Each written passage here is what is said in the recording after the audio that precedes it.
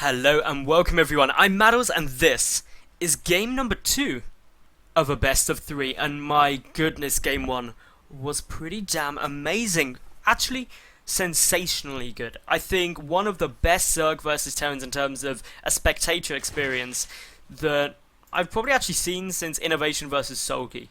That is how cool it was. But anyway, we are on Whirlwind for game number 2, which has got a lot to live up to. And down in the bottom right position, we've got, as the blue Terran player, Apocalypse, who's currently 1-0 up, and he's going up against the red Zerg in the bottom left, Lucky. So yeah, this game has got so much to look up to, well, so much to live up to, not look up to. It doesn't have anything to look up to, except maybe game 1 as being like, that is the gold standard of what us as viewers and casters want to see. Because it was good, wasn't it? It wasn't just me. I'm not hyping this up to be something that it wasn't. I don't think I've gone crazy, but yeah, we'll have to keep a look. So, of course, Whirlwind, what can we be expecting these two? 15 hatch. Probably, I wouldn't be surprised, since Lucky went gas pool game number 1, I wouldn't be surprised to see him do it again. Ooh, interestingly, yeah, Command Center First is going to be coming down here from Apocalypse because he's pulling back that SCB. If he was going for a barracks early, he wouldn't pull that back. There'd just be no need to do it. So yeah, it's going to be a Command Center First up against the Hatch First, and really this Overlord on its way coming across now needs to identify that, needs to get the scout down, needs to see what is occurring just so that he knows that it is a CC first, and that then there's two options really for Lucky. One is to just be like, well, I'm going to come and kill you, which arguably is actually quite a good strategy in this situation, that if you do see a CC first come down, which is just about to start now, just getting down some quick gas, getting speed, getting maybe even a Baneling Nest and a Roach Warren down, and just coming and piling on the pressure. However, the other thing you can do is take a quick third. It should be this third that is going to get taken, because you don't want to expand towards your opponent. That's just a bit of a silly move to make. It's dangerous, it's very aggressive, it can work, but it's usually as part of a very key thing. Now, this Overlord did come in, didn't see the command center, but knowing by that position and time of the barracks may be enough. But oh no, Lucky is going to come back and actually get the confirmation, so I think that's a smart move, just coming in going, yeah, okay, I definitely know what is going to be happening here. Yep, sees that command center. There is a gas coming up behind this as well. Is Lucky going to come in and scout that? It looks like he is. He's rallied forward, but needs to actually get a look to see if that refinery is there, because the important thing for Lucky as well is knowing what is following this up. Is there going to be a second barracks in order to pump out a lot of Marines, or is it going to be some kind of tech? And Lucky is moving the Overlord in, but ooh, is he going to see anything important here? He needs to see at least the SCVs going to and from the refinery to confirm that that gas is there. Moving across, does now see those SCVs coming in, and that apparently is enough of a confirmation for him to just come back. Zergling speed on its way down. The drones have been pulled out of gas, so this is very unlikely to be a big push. And no, Lucky coming back, confirming the refinery is definitely down. And I think that's a smart move. Just get the confirmation, see the building, know what's coming. Bunker on its way here for Apocalypse, still just morphing in these orbital commands, not doing anything too risky, to be honest. Yeah, this is all good. 8 Lings, though, on the way out, and ooh, Lucky's hiding them as well. This rally point, really important. He doesn't want them shown. He's waiting for speed to come out, and to be honest, he's probably going to jump and get a few more out. Yep, there we go. 6 all on the way out. He's still producing more. This is going to be a bit of speedling aggression, and as I was saying earlier, you've either got to, against the command center first, out macro it and take your third exceptionally early, or just go and kill them. And it looks like Lucky's going to go with that one, I guess I'll just come and kill you approach to the problem. Is going to start moving forward. More Lings are on the way. Speed is still 30 seconds away from completion. 8 more Lings on their way over. No map presence at all, so as far as Apocalypse knows, this isn't even coming yet. This one lone bunker with 2 Marines in it isn't going to be enough. There's also a reactor coming down here to go into Hellion, so it is just 2 Marines up against what is now 22 Zerglings. 11 times the forces here for Lucky at the moment, and speed is now going to kick in as I speak, and this is going to mean a full surround on the bunker can be achieved. No SCVs are going to get in there, starting to repair. The bunker's going to get taken down. Council's going. This is going to probably have to be lifted, to be honest. The Marines getting taken out very fast, and while there are a couple of Marines getting pushed out, SCVs are going to get killed. Yes, the main is secure, but already this is some lost mining time. 5 workers killed by Lucky so far, and he picked off the bunker and those 2 Marines. He's denying the mining from the natural base, so even though his drone count is a little bit lower than it would have been if he hadn't made these, I believe, 24 Lings in the end, guess what? He's done enough to warrant that. He's taken full map control. The Hellions are going to struggle to try and push out. He can go for the drop, though. That'd be quite interesting. Also, Apocalypse immediately throwing down a bunker, just in case there was a Baneling follow-up to this, but there's not. Lucky's taking a third, so he's gained map control. he's really forced back Apocalypse from the opening that he had and what he was hoping to achieve, and is now saying, well, I'm just going to macro up behind this and do what you want, because I can still keep this map control. The Zerglings are coming up. They're just going to start trying to chip away at stuff. Get a scout out. What did they see? Did they see the starport? Yes, they did. Big scout there. And of course, the orbital command still can't land. This is now being delayed for over a minute. And that's massive. When you go command center first, you need the economy to justify that coming there. Lucky taking up the second gas geyser now. Still pumping out drones. He's doing nothing but droning behind this. Hellbat drops are going to be coming out though.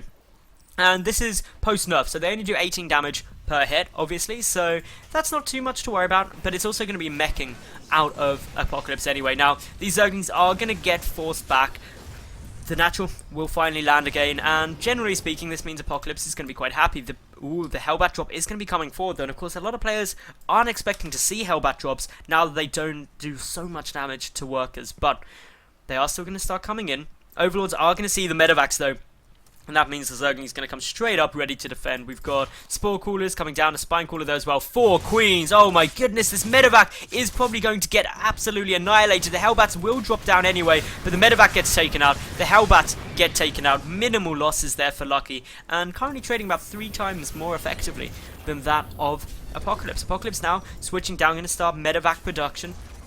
And it's just full meching it up. He's got +1 coming down, so yeah, that's going to be a big bonus, to be honest, for Apocalypse, that he's got that upgrade lead, especially going as mech. 1-1 is starting now for Lucky, but there's still like a 2-minute window where +1 is going to be done. And now, also getting down Blue Flame. Remember, of course, Hellbats do benefit from the Blue Flame upgrade now to do the same damage they did pre-patch. And that means Hellbat drops suddenly become a lot more scary. And if your reactions are quick, which, to be honest, some Zerg players would just see those Hellbats come down and be like, what's the worst that could happen? I don't need to be super crazy about that.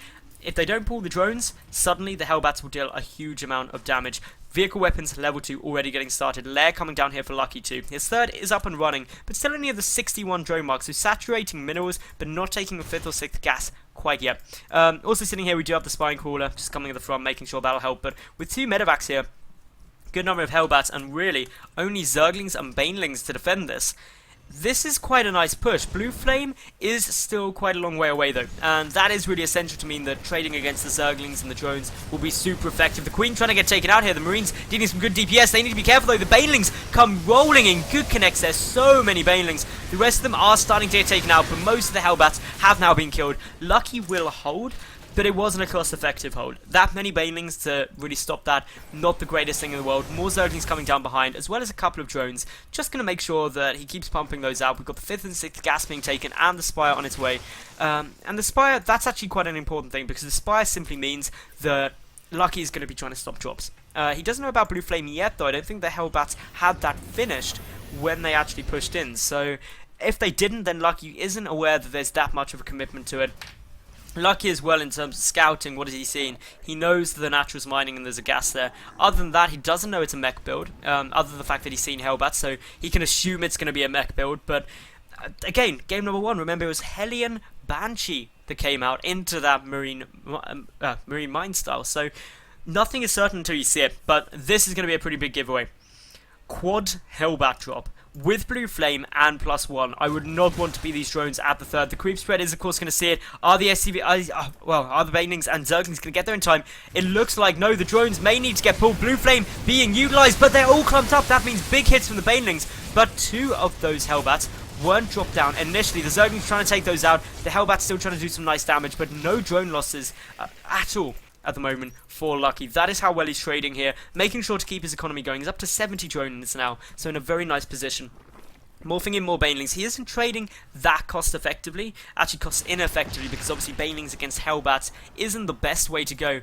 But now those Hellbats do have 2-0 up against 1-1. 2-2 not yet started. Another quad Hellbat drop is going to be coming in, and Lucky can't actually afford to trade like this time and time and time again. The Hellbats coming out very quickly. A lot of those Banelings getting taken out. Good splitting on the Hellbats, meaning that many of them staying up and alive. Actually, well, 6 of them, 5 of them still staying up. The Mutalisks, though, they're coming in. These Banelings are trying to get taken out. Apocalypse dealing a good amount of damage. Is Lucky going to be able to get this round and deal with them? Well, no, because they, with +2, deal 35 damage a hit. The drone's getting pulled, and the Hellbats are coming in towards the natural base. The Mutalisks can deal with them, but it will take them time. In the natural, of course, a couple of drones are getting taken down now, and oh, the drones actually ran straight up into there, just trying to act as a bit of a distraction. Got to be careful. The Spire getting hugged at the moment, but these drones, they don't want to go down. You've got to be cautious. Mutalisks coming in from the side, but look at this, more units getting rallied up.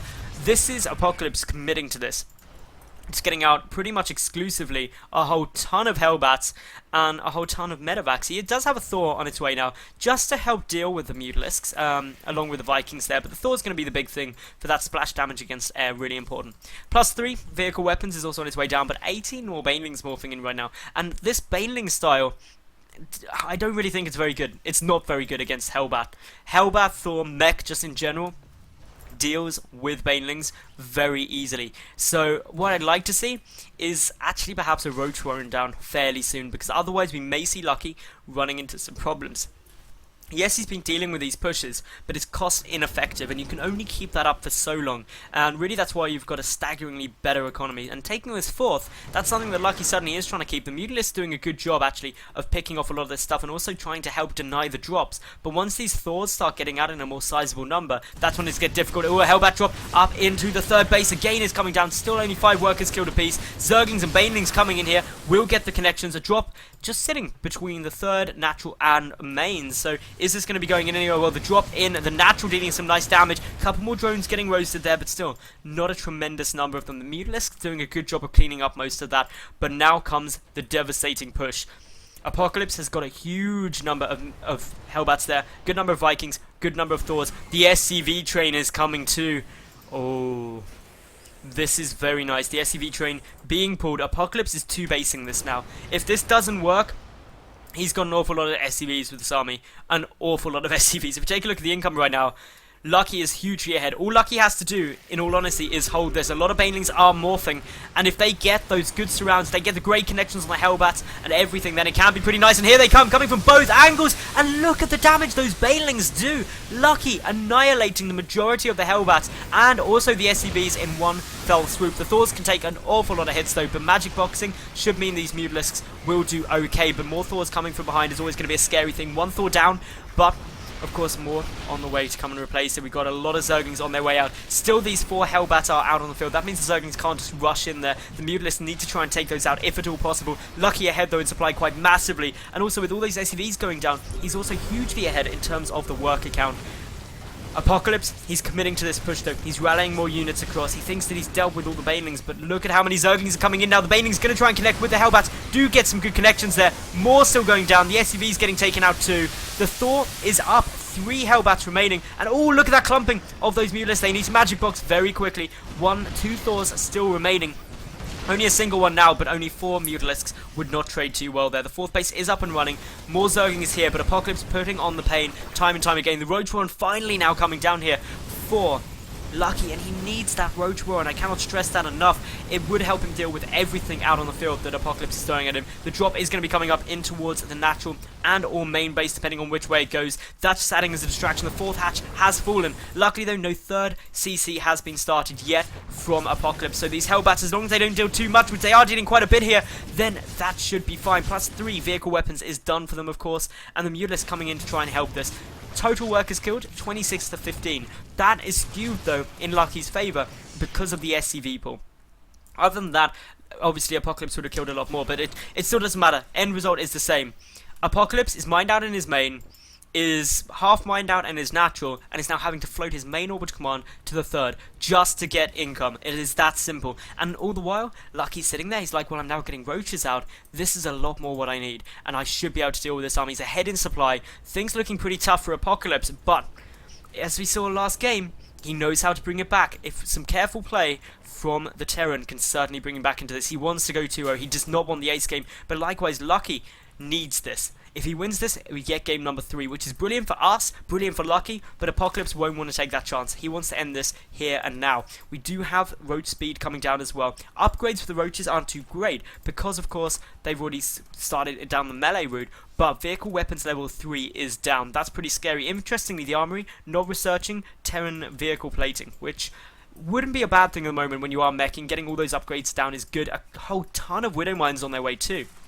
That's going to help negate the effectiveness of the Banelings, which, to be fair, Lucky's using really well. Lucky, hugely supplied block, doesn't have any overlords in production either, and that's not too great. He's going to start getting up a pretty big bank. He needs that production. It's because of the roaches, they're so supply intensive, but 3 more overlords are on their way in, and now up come the roaches, up come the Banelings. They're going to try and get some really good connections, and they're so far not able to get anything amazing. The Thors dealing a lot of damage, but the Hellbats aren't able to tank up too much more. This third taking a good amount of fire. The roaches come plowing up, but the Thor dealing the damage that is needed. The Hellbats tanking up the damage that wanted to be done. The 5th base has been scouted now by this medevac. Is it going to try and stop it, or is it just going to go straight into the 3rd? The 3rd seems to be the choice at the moment. Just a Hellbat drop sitting there, waiting, ready to go. Meanwhile, all the units getting pulled back here, but there's no drop actually on its way over. But good Zergling and overlord placement by Lucky is making sure that it means that if a drop comes in, he's prepared for it, but just doesn't have it at the 3rd. That means a couple more drones are going to get taken out. And ooh, that was a couple of lucky ones getting away there. Certainly could have gone down. Units getting pulled back. The roaches will deal with the Hellbats exceptionally fast. The Queen prioritizing picking off the medevac so there is no escape and preventing the conservation of units. The medevac goes down. The Mutalisk just getting there too in case that it didn't. But in terms of the work account, 63 to 24. Apocalypse's income is massively lower, specifically on the gas front. Now Lucky getting out some swarm hosts. Very nice when there isn't any tanks down on the field. It just means that those locusts are going to start picking away at everything. Lucky getting down enduring locusts too. Everything that Lucky's doing now is looking pretty good. He's in a fairly comfortable spot. But Apocalypse, he's continuing on with these drops. He only needs to get lucky with a couple of them, excuse the pun, and he'll be able to very quickly level this game out. But in come the Mutalists, they're picking off the gas guys, is trying to really starve Apocalypse of that gas, which in game number 1 didn't matter too much because he was going for biomine, very mineral heavy. But this game mech, he needs that Vespian in order to keep producing. So yeah, the drop is going to be coming in, but as it stands, the gas income for Apocalypse is currently sitting at just like 140, 120, so not too great. The Mutalisk is going to come and try and close up the distance to this medevac. It is trying to boost away, will try and get a couple of kills, but very quickly taken out, and now the Hellbats can get focused too. The drop up in the 5th base isn't going to really achieve much, kills a drone or 2, but that's it. Lucky has still killed more workers though this game than Apocalypse, so that's still good news. The swarm hosts starting to edge forward, 9 of them out on the field, 3 more on the way, and anything above 8 starts to become very potent. This 3rd certainly going to be under a lot of pressure. Widow Mines are not good against locusts. They hit once, but the next wave is going to be there well before the Widow Mines off cooldown, so that's something that clearly Apocalypse needs to be very careful of, and also they tank up quite a bit of damage. Yeah, so the Widow Mines are going to start detonating, 3 already used, and they're just going to keep pushing forward. They're going to keep going in, keep trying to soak that up, and with the roaches there as well, the follow-up push once some of the Widow Mines are gone, that's going to be fairly devastating. The Overseer is sitting right the way back, so not even coming in to try and deal with that. The Thor is the concern. Good splitting on these locusts, just trying to make sure they soak up absolutely the maximum amount of damage that they can. And now with all these Widow Mines triggered, to be honest, I'd like to see the Mutalists come in, but they're busy cleaning up the Hellbats, trying to wander up towards the 5th base. The Locusts are just going to keep streaming on up, and they're going to keep coming, and there is nothing you can really do about it unless you can take out these swarm hosts, and that is what ultimately Lucky's going to have to try and do. Loading up a couple of these Thors, could go and drop straight on top of those swarm hosts after the next wave of Locusts. All the Widow Mines, the mass move forward, but with the wave of Locusts, got to be careful doing that. One swarm host going to his death, but the scan will reveal that the swarm hosts are here. Apocalypse trying to break this siege position and is able to do so with the good pickup. The Banelings now rolling in. If they connect with the Widow Mines, which they do, nearly half of them went down, but there's still so many Widow Mines here. Apocalypse is sitting with 33 Widow Mines. They do have drilling claws as well. They're just going to start going through, but the Banelings get some huge hits, and due to that, Apocalypse GG's out, and game number 2 will go to Lucky. That's great news for us, because that means we get a 3rd game. It should be epic. Like this video, leave a cool comment, and of course subscribe, then flick over to my channel, and I'll see you all at game number 3 in just a sec.